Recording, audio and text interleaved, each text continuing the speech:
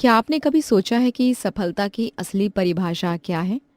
BMW गाड़ी या माँ का हाथ का खाना, एसी फ्लैट या खुले आसमान तले सोना? आज की कहानी एक ऐसे ही लड़के की है। अर्जुन बेटा, देखिए धान के पौधे कितने प्यार से लहला रहे हैं। ये मिट्टी नहीं, सोना है सोना। आज तुम भी थोड़ा मेरा हाथ बटा। बाबूजी, आप भी ना। आज के जमाने में कौन खेती करता है। मेरे दोस्त विकास ने कहा है कि शहर में आराम से 50,000 की नौकरी मिल जाएगी। बेटा, शहर में अकेले कैसे रहेगा? तेरे खाने पीने का कौन ध्यान रखेगा? माँ, वो सिटी है, वहां हर जगह लाइट ही लाइट है। और खाने के लिए 100 से अधिक होटल्स कहीं भी खा लूंगा। इस गांव में तो ना कोई मॉल है ना कोई सिनेमा, बस दिन भर खेत खलियान। ठीक है बेटा, तुझे जैसा लगे सही है। मैं नहीं रोकूंगी तुझे। अर्जुन ने अपना सामान बांधा और शहर की ओर निकल पड़ा। पूजा की आंखों में आंसू थे। अर्जुन, मुझे डर लग रहा है। क्या तुम हमें भूल तो नहीं जाओगे ना? पागल, भला अपने लोगों को कैसे कोई भूल सकता है। जल्दी तो मैं भी ले जाऊंगा। यार अर्जुन, वेलकम टू मुंबई। यहाँ है असली जिंदगी, हॉल मॉल और यहाँ की नाइट लाइफ। और भी बहुत कुछ। बस पैसा फेंक, तमाशा देख यहाँ का। लेकिन शहर की असलियत कुछ और ही थी। यार विकास, ये कमरा तो बहुत छोटा है और किराया इतना ज्यादा। अरे यार, यहाँ की जिंदगी ही ऐसी है, लेकिन सब कुछ स्टाइल में मेरी जान। यही है सिटी की रंगीन लाइफ, देखना। दिन बीतते गए, अर्जुन को एहसास होने लगा कि शहर में इंसान सिर्फ एक नंबर है। अर्जुन, ये रिपोर्ट गलत है। तुम गांव वालों को कुछ आता भी है या नहीं? गांव वाले? यहाँ सब मुझे अजनबी की तरह देखते हैं। एक दिन अर्जुन बीमार पड़ गया। शहर में उसका ख्याल रखने वाला कोई नहीं था। काश माँ होती यहाँ। गांव में तो पूरा मोहल्ला पूछने आ जाता था। यहाँ मर भी जाओ तो भी किसी को फर्क नहीं। अब तो विकास भी पता नहीं क्यों बात नहीं कर रहा। तभी अर्जुन की कंपनी में छटनी हुई। अर्जुन, कंपनी का कॉस्ट कटिंग चल रहा है। आपकी सर्विस टर्मिनेट करनी पड़ रही है। सर, सर प्लीज, मैंने कोई गलती नहीं की है। अर्जुन के पास अब न पैसे थे न सहारा। विकास भी मुंह मोड़ गया। यार तू अनएम्प्लॉयड है अब। मैंने तुझे नौकरी दिलवाई थी। अब बार बार मैं सिफारिश नहीं करूंगा तेरी कहीं भी। मैं अपना रेपुटेशन रिस्क में नहीं डाल सकता। दोस्ती सिर्फ अच्छे वक्त के लिए थी। जब पैसा था तब तक का दिखावा।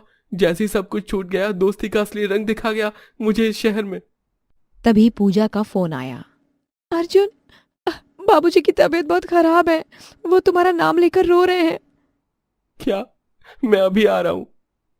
और हाँ अर्जुन, इस साल बारिश न होने से ना फसल खराब हो गई है। गांव वाले बहुत परेशान हैं। अर्जुन को लगा जैसे उसकी जड़ें हिल गई हों। जब अर्जुन गांव पहुंचा तो वहां का नजारा देखकर उसका दिल भर आया। अरे अर्जुन बेटा, आ गया तू। तेरे बाबूजी तुझे याद कितना करते थे। अर्जुन बेटा, तू आ गया। अरे मैंने तेरे लिए तेरे खेत को संभाल कर रखा है। बाबूजी, मैं कितना गलत था। मैंने आपको इस मिट्टी को छोड़ दिया। बेटा, घर वापस आ जा। शहर में अकेले कैसे रह रहा था? तभी रामू काका ने एक चौंकाने वाली बात कही। अर्जुन, तुझे पता है तेरे जाने के बाद बाबूजी ने क्या किया? क्या किया काका? उन्होंने ऑर्गेनिक फार्मिंग शुरू की। अब हमारी गांव की फसल शहर के बड़े होटल्स में जाती है। तेरे बाबूजी ने कहा था, अर्जुन को लगता है गांव में कुछ नहीं है, लेकिन यहाँ सब कुछ है। क्या मतलब? बेटा, मैंने तेरे नाम 15 लाख रुपए बैंक में जमा किए हैं। ऑर्गेनिक फार्मिंग से कमाए हैं। अर्जुन को समझ आ गया कि वो सोने की तलाश में कंकड़ के पीछे भाग रहा था। बाबूजी, मैं वापस नहीं जाऊंगा। यहीं रहकर खेती करूंगा। सच में अर्जुन? हाँ पूजा, शहर में मैं अकेला था। यहाँ मेरा पूरा गांव मेरा परिवार है। वहां पैसा था लेकिन प्यार नहीं। यहाँ प्यार है तो पैसा भी आ जाएगा। अर्जुन ने अपने बाबूजी के साथ मिलकर ऑर्गेनिक फार्मिंग को और भी बढ़ाया और गांव के लड़कों को भी शहर में भटकने की बजाय ऑर्गेनिक फार्मिंग से जोड़ा। साथ ही खेती को डिजिटल क्रांति से भी जोड़ दिया। बाबूजी, आपने सही कहा था। ये मिट्टी सच में सोना है। बेटा, सफलता वो नहीं जो दिखती है, बल्कि वो है जो दिल को शांति देती है। आह, मिट्टी की खुशबू, यही है मेरी सबसे बड़ी दौलत। अर्जुन की कहानी सिखाती है कि हमारी जड़ें ही हमारी असली ताकत है। शहर की चकाचौंध पल भर की होती है, लेकिन अपनी मिट्टी का प्यार हमेशा के लिए है। अगर आप भी अपनी जड़ों को भूल गए हैं तो वापस लौट आइए, वहीं आपकी असली खुशी छिपी है। अगर ये कहानी आपको पसंद आई है तो लाइक करें, सब्सक्राइब करें हमारा चैनल।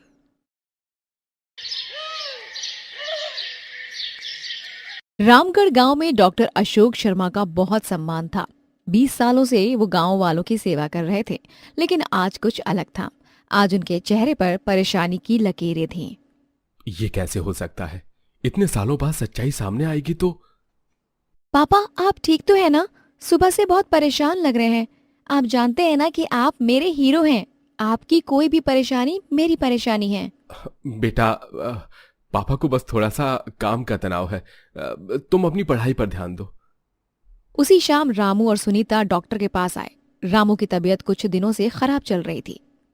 डॉक्टर साहब, बहुत कमजोरी लग रही है, खाना भी हजम नहीं हो रहा। ये दवाई ले लो, रोज खाने के बाद 1 गोली। लेकिन डॉक्टर जी, आपने जांच भी नहीं की। पहले तो आप बहुत ध्यान से देखते थे। मैं 20 सालों से प्रैक्टिस कर रहा हूं, मुझे पता है ना क्या करना है। अगले दिन प्रिया को अपने पापा के बर्ताव में अजीब बदलाव नजर आया। वो चुपके से उन कागजातों को देखने की कोशिश करने लगी। ये क्या? पापा का मेडिकल लाइसेंस? ये तो 5 साल पहले ही कैंसिल हो गया था, लेकिन वो अभी भी प्रैक्टिस कर रहे हैं। प्रिया, तुम यहाँ क्या कर रही हो? पापा, ये सब क्या है?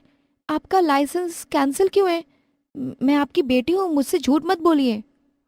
प्रिया, ये तुम्हारा काम नहीं है, तुम नहीं समझोगी। चुपचाप अपने कमरे में जाओ। उसी रात प्रिया को बूढ़ी अम्मा का फोन आया। बेटा, जल्दी आ, रामू की हालत बहुत खराब है। तेरे पापा की दवाई से उसे उल्टी और बुखार आ रहा है। हाय प्रिया, तेरे पापा ने जो दवाई दी है उससे रामू और भी बीमार हो गया है। अरे नहीं, ये तो गलत दवाई है। शुगर के मरीज को डायबिटीज की दवाई की जगह ब्लड प्रेशर की दवाई दी गई है। प्रिया को एहसास हुआ कि उसके पापा अब सही तरीके से इलाज नहीं कर पा रहे हैं, लेकिन असली सच्चाई इससे भी ज्यादा चौंकाने वाली थी। ओह माय गॉड, पापा का लाइसेंस नकली दवाइयां बेचने के चलते कैंसिल हुआ था और पिछले 5 सालों से वो बिना लाइसेंस के प्रैक्टिस भी कर रहे हैं।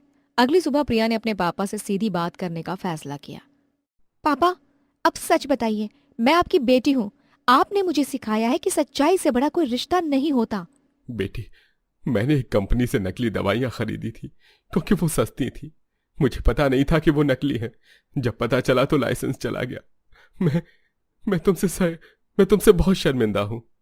पापा, आप मेरे हीरो हैं और हमेशा रहेंगे, लेकिन आप अभी भी प्रैक्टिस क्यों कर रहे हैं? गांव में कोई और डॉक्टर नहीं है बेटी, लोग मर जाएंगे। मैं चाहकर भी नहीं छोड़ सकता। मुझसे अपने गांव को तकलीफ में नहीं देखा जाता। डॉक्टर अशोक शर्मा, आपके खिलाफ शिकायत आई है। आप बिना लाइसेंस के प्रैक्टिस करने के जुर्म में आपको गिरफ्तार किया जाता है। नहीं, आप मेरे पापा को नहीं ले जा सकते। अरे, ये क्या हो रहा है? डॉक्टर साहब को क्यों पकड़ रहे हो? इंस्पेक्टर साहब, डॉक्टर जी ने हमारी जान बचाई है। मेरे बेटे को कोई नहीं ले जाएगा। 20 साल से ये हमारी सेवा कर रहा है। अरे भाई इंस्पेक्टर साहब, आप नहीं जानते, डॉक्टर साहब ने मेरी माँ की जान बचाई थी। अरे बच्चे को इन्होंने मुफ्त में इलाज किया था। कानून सबके लिए एक समान है। बिना लाइसेंस प्रैक्टिस करना अपराध है। इंस्पेक्टर साहब, 1 मिनट, मैं इस केस की पूरी सच्चाई जानती हूँ। पूरा गांव एक साथ खड़ा था। बच्चे, बूढ़े, जवान, सभी अपने डॉक्टर के लिए लड़ने को तैयार थे। इंस्पेक्टर साहब, मेरे पापा को धोखा हुआ था। उन्होंने जानबूझकर कुछ गलत नहीं किया। और देखिए, इस गांव को यहाँ 50 किलोमीटर तक ना कोई दूसरा डॉक्टर भी नहीं मिलता है। साहब, मैंने गलती की है, लेकिन इन लोगों की मदद करने के अलावा मेरे पास कोई रास्ता नहीं था। लेकिन कानून तो कानून है। इंस्पेक्टर साहब, मैं मेडिकल की अंतिम साल की छात्रा हूँ। मैं अपने पापा के साथ मिलकर काम करूंगी। मैं जल्दी लाइसेंस के लिए अप्लाई करूंगी। सारी जिम्मेदारी मेरी होगी। हाँ इंस्पेक्टर साहब, प्रिया बेटी सही कह रही है। साहब, आज तक डॉक्टर बाबू ने हमसे मनमानी फीस नहीं ली। रात के 2 बजे भी बुलाने पर आ जाते हैं। बेटा इंस्पेक्टर, अगर तू इसे ले गया तो हम मर जाएंगे। हम सबका बहुत बुरा होगा। ये हमारे लिए भगवान है। ठीक है, मैं डॉक्टर साहब को एक मौका देता हूँ, लेकिन प्रिया तुम्हें तुरंत टेम्पररी लाइसेंस के लिए अप्लाई करना होगा। पापा, हम साथ में इस गांव की सेवा करेंगे, आप अकेले नहीं है पापा। मुझे माफ करना, मैं डर गया था कि सच बताने से तुम सब मुझसे नफरत करोगे, लेकिन तुम लोगों ने मुझे सिखाया कि रिश्ते विश्वास पर टिके होते हैं, झूठ पर नहीं। उस दिन पूरे गांव ने एक साथ खड़े होकर साबित कर दिया कि सच्ची सेवा कभी व्यर्थ नहीं जाती। डॉक्टर अशोक और प्रिया ने मिलकर गांव की सेवा जारी रखी।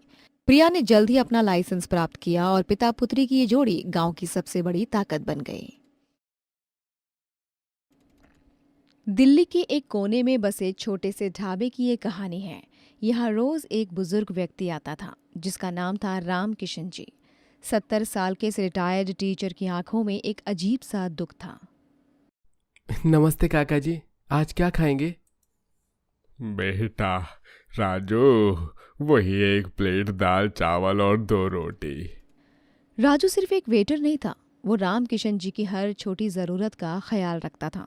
चाय में चीनी कम, खाने में नमक कम, सब कुछ उनकी सेहत के अनुसार। काका जी, आज घर से खाना नहीं आया, आपको रोज यहाँ आना पड़ता है। बेटा, घर में खाना तो है लेकिन प्यार नहीं है। यहाँ तुम्हारे पास आकर लगता है कि कोई है जो मेरा इंतजार करता है। दरअसल राम किशन जी का एक बेटा था, विकास, एक सफल बिजनेसमैन, लेकिन अपने पिता के लिए उसके पास न समय था न सम्मान। पापा मैं बिजी हूँ, मुझे बार बार कॉल करके परेशान मत किया करिए। पापा जी की तो आदत ही हो गई है, बिना परेशान किए इनका मन भरता ही नहीं है। बेटा, मैंने सिर्फ दवाई के पैसे मांगे थे। हर रोज कुछ ना कुछ चाहिए आपको, लगता है पैसा पेट पर उगता है। और ये रोज ढाबे जाने का क्या मतलब है? घर में खाना नहीं है क्या? पापा आप बेकार में पैसे बर्बाद कर रहे हैं, ढाबे का खाना सेहत के लिए अच्छा भी नहीं है। मैं वहां खाने नहीं, प्यार के लिए जाता हूँ बेटा। वाह, आप बुढ़ापे में फिल्मी डायलॉग बोलने लगे हैं। अपने ही घर में पराये हो गए थे रामकिशन जी। जिस बेटे के लिए जिंदगी भर मेहनत की थी, वही उन्हें अब बोझ समझता था। दादाजी आप आज आप बहुत उदास लग रहे हैं। बेटा, कभी कभी लगता है कि जिंदगी बेकार गई। बेटा बहू सिर्फ मेरी संपत्ति चाहते हैं, मुझे नहीं। दादाजी, परिवार सिर्फ खून के रिश्ते से नहीं बनता, जो दिल से प्यार करे वही असली परिवार है। रामकिशन जी के दिल को राजू की बात लग गई। वो रोज ढाबे आने लगे, न सिर्फ खाने के लिए बल्कि राजू से मिलने के लिए। रामकिशन जी को राजू में वो बेटा दिखता था जिसकी उन्होंने हमेशा कल्पना की थी। राजू भी इस बुजुर्ग में अपने दादाजी की छवि देखता था। काका जी, आज आप उदास लग रहे हैं, क्या बात है? बेटा, कभी कभी लगता है मैं इस दुनिया में अकेला हूं, सबको सिर्फ मेरे पैसों से मतलब है। ऐसा मत कहिए काका जी, आप अकेले नहीं हैं, मैं हूं ना आपके साथ। अरे राजू, तू बहुत टाइम दे रहा है इस बुढ़े को, दूसरे कस्टमर का ऑर्डर ले। साहब, ये मेरे काका जी की तरह हैं, इनका ख्याल रखना मेरा फर्ज है। महीने बीतते गए, रामकिशन जी और राजू का रिश्ता मजबूत हो गया, लेकिन घर में हालात और भी बिगड़ते जा रहे थे। पापा, आपकी प्रॉपर्टी के पेपर्स कहाँ हैं? मुझे कुछ काम है। क्यों बेटा, क्या काम है? पापा जी, विकास का एक दोस्त है, वो प्रॉपर्टी डीलर है, कह रहा था कि अच्छा रेट मिल सकता है। लेकिन ये तो मेरा घर है। पापा, आप बूढ़े हो गए हैं, हमें आपकी देखभाल के लिए पैसों की जरूरत है। और वैसे भी आखिर में सब कुछ हमारा ही होना है, अभी क्यों इंतजार करें? तुम लोग मुझे जिंदा ही मार देना चाहते हो। पापा, आप ड्रामा मत करिए, हमारे पास आपके अलावा भी जिम्मेदारियां हैं। अरे काका जी, आज आप बहुत परेशान लग रहे हैं। बेटा राजू, मैंने एक फैसला किया है, मैं अपनी सारी प्रॉपर्टी तुम्हारे नाम करने वाला हूं। क्या? लेकिन काका जी, मैं तो सिर्फ एक गरीब वेटर हूं। बेटा, पैसे से बड़ा प्यार होता है। तुमने मुझे सिर्फ खाना नहीं, सम्मान परोसा है। तुम मेरे असली बेटे हो। रामकिशन जी ने अगले दिन ही एक वकील को बुलाकर अपनी सारी संपत्ति राजू के नाम कर दी और फिर वो राजू के छोटे से किराए के घर में रहने चले गए। क्या आपने सब कुछ उस वेटर के नाम कर दिया? पापा जी, ये क्या किया आपने? हमारा क्या होगा पापा जी? जो तुम लोगों ने मेरे साथ किया वही मैंने तुम्हारे साथ किया।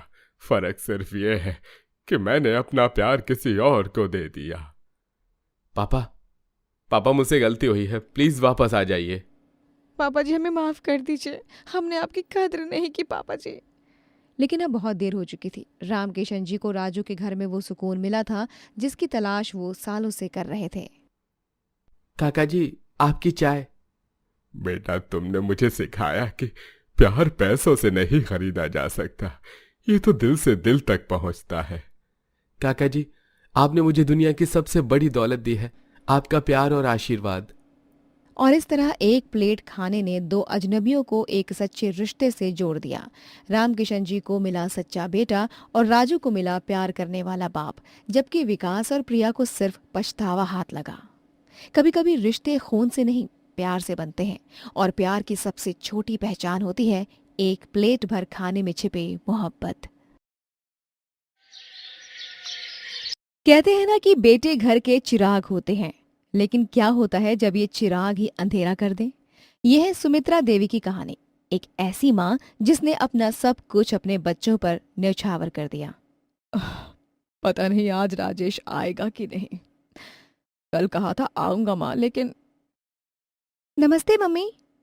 अरे अंजलि बेटी, आजा आजा। रोहन कैसा है मेरा राजा? नानी, मैं ठीक हूँ, आपको देखने का बहुत मन कर रहा था। अंजलि की आंखों में अपनी माँ के लिए प्रेम था, लेकिन चेहरे पर चिंता की लकीरें भी थीं। वो जानती थी कि उसके भाई अपनी माँ को भूल गए हैं। मम्मी, राजेश भैया और संजय भैया कब आए थे आखिरी बार? 2 महीने हो गए बेटी। राजेश को फोन करती हूँ तो कहता है बिजनेस, संजय कहता है प्रोजेक्ट चल रहा है। ये सुनकर अंजलि का दिल टूट गया। जिस माँ ने अपने बेटों के लिए दिन रात एक किया था, आज वही बेटे उसे अकेला छोड़ गए थे। हेलो भैया, मैं अंजलि बोल रही हूँ। हाँ बोल, क्या बात है? मैं मीटिंग में हूँ। भैया, मम्मी को देखने कब आओगे आप? वो बहुत परेशान हैं। देख अंजलि, मेरे पास टाइम नहीं है, जल्दी ही आता हूँ। लेकिन भैया वो अकेली हैं। तो क्या करूँ? तू ही संभाल लेना, मुझे काम करने दे। राजेश को ये नहीं पता था कि पैसा कमाते कमाते वो अपनी माँ को खो रहा है। उसकी आंखों पर लालच का पर्दा इतना मोटा था कि माँ का प्यार दिखाई ही नहीं दे रहा था। संजय भैया। अरे अंजलि, आजा, क्या बात है? भैया, मम्मी के बारे में बात करनी है। क्या हुआ मम्मी को? भैया वो अकेली हैं, आप दोनों भाई कभी मिलने नहीं जाते। अरे यार, वो तो प्रेजेंट डेडलाइन है ना, बाद में चला जाऊंगा। भैया, बाद में कब तक? मम्मी का दिल टूट रहा है। देख अंजलि, हम सबकी अपनी जिंदगी है, मम्मी को समझना चाहिए, तो क्यों इतनी परेशान होती है? संजय भी अपने काम में इतना खो गया था कि उसे अपनी माँ की तकलीफ दिखाई ही नहीं दे रही थी। दोनों बेटे अपनी अपनी दुनिया में मस्त थे। ममता की मूर्ति सुमित्रा का शरीर जवाब देने लगा था। दुख और अकेलेपन ने उन्हें तोड़ दिया था। अचानक सुमित्रा को चक्कर आता है, वो गिर जाती है। मैडम, आपकी मम्मी की तबीयत बहुत खराब है, हार्ट अटैक आया है, तनाव और अकेलेपन की वजह से। डॉक्टर साहब, वो ठीक तो हो जाएंगे ना? जल्दी ऑपरेशन करना होगा और बहुत केयर की जरूरत होगी। भैया, मम्मी अस्पताल में है, हार्ट अटैक आया है। क्या? अभी आता हूँ। अब जाकर राजेश की आंखें खुली, लेकिन क्या अब भी वक्त था? अंजलि, मम्मी कैसी हैं? अब याद आई है मम्मी, जब मैंने कहा था तब क्यों नहीं सुनी? यार, हमें नहीं पता था कि। नहीं पता था या जानना ही नहीं चाहते थे? ऑपरेशन सक्सेसफुल है, लेकिन मरीज को बहुत केयर चाहिए। घर ले जा सकते हैं, लेकिन 24 घंटे निगरानी। अब सवाल ये था कि सुमित्रा देवी की देखभाल कौन करेगा। बेटे अपनी व्यस्त जिंदगी में वापस जाना चाहते थे। सुनो, मम्मी जी को यहाँ लेकर आने की जरूरत नहीं है, अंजलि संभाल लेगी। लेकिन प्रिया। लेकिन वेकिन कुछ नहीं, मेरे पास टाइम नहीं है बुजुर्गों की सेवा करने का, बच्चों को भी डिस्टर्ब होगा। ठीक है, अंजलि को बोल देता हूँ। पत्नी के दबाव में आके दोनों भाइयों ने अपनी माँ की जिम्मेदारी से पीछा छुड़ाने का फैसला कर लिया। मम्मी, अब आप मेरे ही साथ रहेंगी। बेटे। 6 महीने बीत गए थे। अंजलि दिन रात अपनी माँ की सेवा कर रही थी। स्कूल की नौकरी भी छोड़नी पड़ी थी, लेकिन दोनों बेटे अभी भी अपनी दुनिया में मस्त थे। अंजलि बेटी, मेरा टाइम आ गया है। नहीं मम्मी, ऐसा मत कहिए। तेरे जैसी बेटी हर माँ को मिले मेरी बच्ची। हो सके तो तेरे भाइयों को माफ कर देना। मम्मी, आप ठीक हो जाओगी मम्मी। सुमित्रा देवी ने अपनी बेटी की गोद में आखिरी सांस ली। जिन बेटों के सपने देखकर वो जिंदगी भर जीती रही, वो उनकी अंतिम यात्रा में भी शामिल नहीं हुए। समाज के सामने दोनों बेटों की कलई खुल गई थी। मां के अंतिम संस्कार का अधिकार भी उन्होंने खो दिया था। दोनों भाइयों के पास कोर्ट की तरफ से नोटिस आता है, जिसमें उसकी मम्मी के नाम पर एक वसीयत होती है, जहां सुमित्रा देवी ने अपनी पूरी संपत्ति अंजलि के नाम कर दी होती है। ये गलत है, हम कोर्ट जाएंगे। आप जा सकते हैं, लेकिन वसीयत बिल्कुल कानूनी है। और एक बात, घर के पेपर्स में भी अंजलि का नाम है। सुमित्रा जी ने 6 महीने पहले ही ट्रांसफर करवा लिया था और एक पत्र आप लोगों के लिए छोड़ गई हैं। मेरे प्यारे बेटो, ये जो अंजलि तुम्हारी बहन लगती है, वो दरअसल तुम्हारी सगी बहन नहीं है। अंजलि को मैंने 10 साल की उम्र में गोद लिया था, फिर भी उसने मुझसे इतना प्यार किया जितना तुम सगे बेटों ने नहीं किया। मुझे संपत्ति नहीं चाहिए भैया, मम्मी को आप दोनों का प्यार और साथ चाहिए था, जो आप नहीं दे सके। यार, हमने कितनी बड़ी गलती की है। भाई, अब कुछ नहीं हो सकता। अंजलि सही कह रही है। ये था कर्म का न्याय। सुमित्रा देवी ने अपनी जिंदगी में ही ये फैसला कर लिया था कि उनकी मेहनत की कमाई का हकदार कौन है। वही अंजलि ने साबित कर दिया कि बेटी भी बेटे से कम नहीं होती। छोटे से गांव पीपलपुरा में एक खबर जंगल की आग की तरह फैल गई। गुरु मनमोहन दास जी अपने सत्संग के लिए गांव आ रहे हैं। गांव के मुखिया रामलाल के घर पर विशेष पंडाल लगाया गया है। सभी ग्रामवासी इस आयोजन के लिए तैयारियों में जुटे हैं। मोहन, जो शहर से पढ़कर गांव लौटा है, इस सारे आयोजन को बड़ी अजीब नजरों से देख रहा है।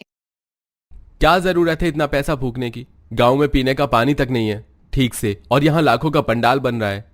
तुम्हारी समझ में नहीं आएगा मोहन। गुरुजी के आशीर्वाद से ही तो हमारे गांव में बरसात अच्छी होती है। पिछले साल भी जब सूखा पड़ने वाला था, तुम्हें याद नहीं है? उनके आने के बाद ही बारिश हुई थी। हाँ हाँ, और सूरज भी उनके कहने पर ही निकलता है ना? इसी समय रामलाल अपने सहायक दीनानाथ के साथ वहां पहुंचते हैं। मोहन बेटा, तुम शहर से पढ़कर आए हो, तुम्हारी मदद चाहिए हमें।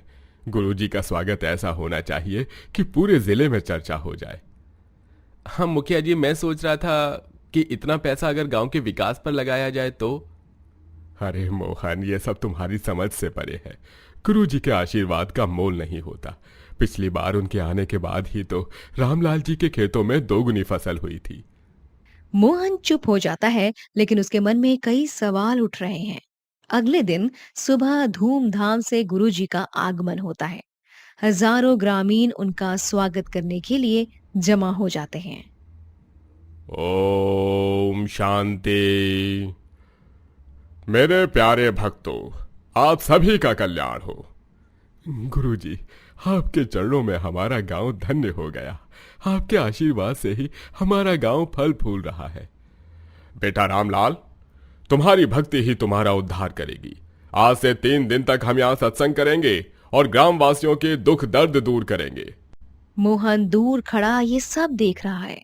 वो गुरुजी की हर गतिविधि पर नजर रख रहा है। सत्संग में गुरुजी अद्भुत प्रवचन देते हैं। लोग मंत्रमुग्ध होकर सुनते हैं। कुछ लोग तो रोने लगते हैं। दूसरे दिन गुरुजी अपने दिव्य दृष्टि का प्रदर्शन करते हैं। मुझे दिख रहा है कि इस गांव में एक बूढ़ी माता है जिसका नाम शकुंतला है। क्या यहाँ कोई शकुंतला माता है? हाँ गुरुजी, हाँ मैं हूँ शकुंतला। बेटी, तुम्हारे घुटनों में बहुत दर्द रहता है और तुम्हारा बेटा तुम्हें छोड़कर शहर चला गया है ना? हे भगवान, गुरुजी, ये तो बिल्कुल सही कहा आपने। आप तो साक्षात भगवान हैं। भीड़ में हलचल मच जाती है। सभी गुरुजी की दिव्य शक्तियों के कायल हो जाते हैं। लेकिन मोहन को कुछ गड़बड़ लगता है। वो चुपके से गुरुजी के डेरे के आसपास चक्कर लगाने लगता है। तीसरे दिन सत्संग का समापन का दिन आ गया। मेरे भक्तों, आज हमारे सत्संग का अंतिम दिन है। आज हम एक विशेष यज्ञ करेंगे जिससे इस गांव पर देवताओं की कृपा बरसेगी। इसके लिए सभी ग्रामवासियों से दान की अपेक्षा है। गुरुजी के यज्ञ के लिए मैं 1 लाख रुपए दान करता हूँ। मैं 50,000 देता हूँ गुरुजी। एक एक करके सभी लोग अपनी क्षमता अनुसार दान देने लगते हैं। गुरुजी के सामने रुपयों का ढेर लग जाता है। तभी मोहन भीड़ को चीरता हुआ आगे आता है। रुकिए, ये सब धोखा है। मोहन, ये क्या बदतमीजी है गुरुजी के सामने। मुखिया जी, ये गुरुजी नहीं, धोखेबाज हैं। मैंने इनके डेरे के पीछे छिपकर देखा है। ये हर रात फोन पर किसी से बात करके गांव के लोगों की जानकारी इकट्ठा करते हैं। झूठ, ये लड़का झूठ बोल रहा है। इसे शैतान ने पकड़ लिया है। मैंने सब रिकॉर्ड कर लिया है। हाँ भाई, कल उस बूढ़ी शकुंतला का नाम बताना जिसका बेटा शहर गया है। लोगों को लगेगा मेरी दिव्य दृष्टि है। पूरे पंडाल में सन्नाटा छा जाता है। गुरुजी का चेहरा पीला पड़ जाता है। और भैया, इन्होंने जो पिछली बार आशीर्वाद दिया था उसके बाद अच्छी बारिश हुई थी, क्योंकि मौसम विभाग ने पहले ही भविष्यवाणी कर दी थी। इन्होंने तो बस उसका फायदा उठाया। क्या ये सच है गुरुजी? ये सब झूठा है। रामलाल बेवकूफ है। उसके गांव से लाखों निकाल लूंगा इस बार। गुरुजी का सारा ढोंग उजागर हो जाता है। रामलाल और गांव वाले आक्रोशित होकर गुरुजी की ओर बढ़ते हैं। गुरुजी भागने की कोशिश करते हैं, लेकिन लोग उन्हें पकड़ लेते हैं। धोखेबाज, हमारी भावनाओं से खेला तुमने। पुलिस को सौंपो इसे। हम जैसे गरीब अनपढ़ लोगों की आस्था के साथ खिलवाड़ किया तुमने। गुरुजी को पुलिस के हवाले कर दिया जाता है। पूछताछ में पता चलता है कि वो एक गिरोह का हिस्सा हैं, जो देश भर में इसी तरह के धार्मिक ढोंग रचकर लोगों से पैसे ऐंठते हैं। देखिए, आस्था रखना अच्छी बात है, लेकिन अंधविश्वास में डूबकर अपनी मेहनत की कमाई लुटाना ठीक नहीं है।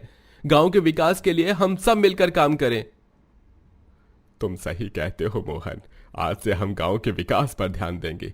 मैं जो 1 लाख दान देने वाला था वो गांव के स्कूल के लिए दूंगा। समय बीतता है। पीपलपुरा में अब सत्संग की जगह साप्ताहिक सभाएं होती हैं, जहां गांव के विकास पर चर्चा होती है। मोहन के नेतृत्व में गांव में पानी की समस्या हल हो गई है। स्कूल का नवीनीकरण हुआ है और लोगों में जागरूकता बढ़ी है। सच्चा गुरु वो है जो हमें सोचना सिखाए, ना कि हमें अंधा अनुयायी बनने के लिए कहे।